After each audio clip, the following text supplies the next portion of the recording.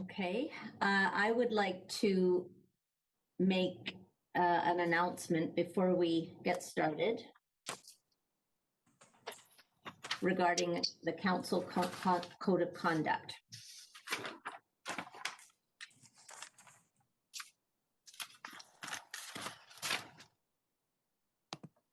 Over the past week, I have become aware of upset within our community regarding a comment made on Twitter by Councillor Cameron.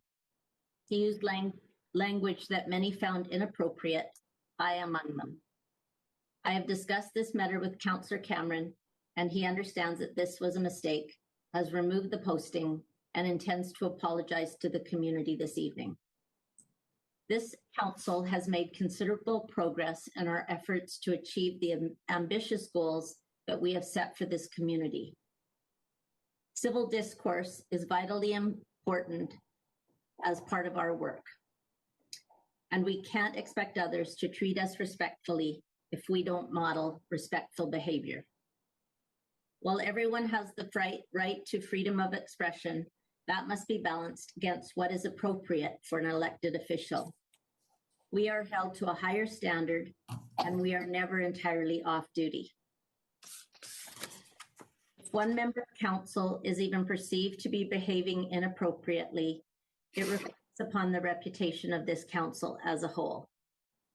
With that in mind, tonight I will be proposing a motion that we develop a code of conduct for members of council. When completed, this code of conduct will serve as an external statement of expected standards of professional conduct and a benchmark against which individual and organizational performance can be measured. I'll now turn it over to Councillor Cameron. Thank you, Mayor Booth. I sincerely regret the language I used in a recent Twitter post that has quite understandably offended a number of West Vancouver residents. My comments were in response to an article that Chip Wilson wrote criticizing employees at Mountain Equipment Co-op. I found his criticisms of MEC employees as being too diverse or paid too much, coming from a white billionaire, to be absurd, and I said so. In an attempt at humor, I then made a reference to an essay he wrote about erections, which was recently the subject of discussion and amusement online. While it wasn't my intention to offend anyone, I posted without sufficient consideration. I should have anticipated that my comment would reach beyond those who are familiar with Chip's own writings on the subject. More importantly, I should have expressed myself in a more civil manner. Ironically, in responding to what I deemed to be offensive comments by Chip against MEC, I ended up causing offense myself. This has been a wake-up call, and I realized that I was becoming too comfortable with the bantering, irreverent nature of the discussions on Twitter. As people have correctly pointed out, the position that I hold relies on the community's trust. Even in my quote-unquote off time, I must remain mindful that I am viewed as a representative of West Vancouver.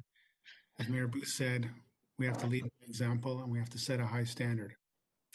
I'm truly sorry for the impacts my comments have had on some residents and on my council colleagues. I've learned from this experience and will watch my language carefully in future. Furthermore, I look forward once again to focusing on addressing the challenges facing our community.